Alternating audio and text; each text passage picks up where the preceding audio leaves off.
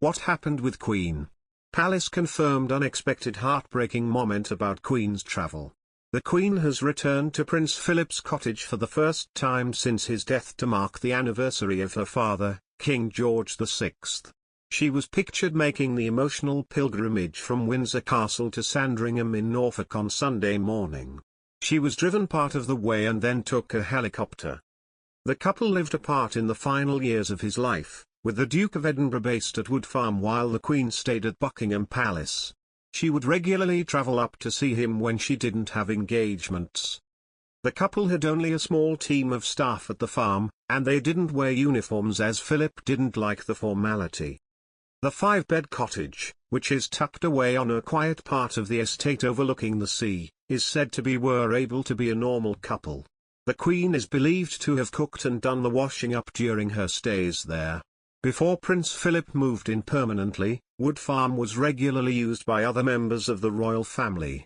Kate Middleton stayed there during visits to the estate before she married Prince William. It's also where Sarah Ferguson was made to stay after her divorce from Prince Andrew. She wasn't allowed to attend the Christmas celebrations in the big house, but wanted to be nearby to see daughters Princesses Beatrice and Eugenie. Prince Philip lived alone with assistance from staff at Wood Farm on Sandringham estate after transforming it into a private retreat. He was said to enjoy his time there, tucked away from the other royals, reading, painting watercolours and having friends to stay. A source told, "Everything is being put in order for the Queen's visit," one said. "We've been told that she will stay at Wood Farm, rather than the main house, which is nice as that always had a special place in his heart." The Queen normally marks the tragic anniversary of her father's death at Sandringham, remaining there after the royal family's Christmas break. However, the spike in COVID cases meant she decided against the traditional family vacation in 2021, and instead spend the holiday at Windsor. February 6 will mark 70 years since the King passed away, aged just 56. It will be the first time the Queen marks the anniversary without Philip by her side. It was the Duke who told his wife, then Princess Elizabeth, the devastating news of her father's death. They were on holiday in Kenya at the time. The evening before, the Queen had been taking pictures of the incredible wildlife from their treetop hideaway, including baboons, elephants and even a warthog. The 95-year-old monarch has decided to privately remember both her husband and her father by making an emotional pilgrimage to the Duke's woodland bolt hole for the first time since his death. Prince Philip died on April 9 last year aged 99. Sandringham is the much-loved country retreat of Her Majesty, and has been the private home of 4 generations of British monarchs since 1862.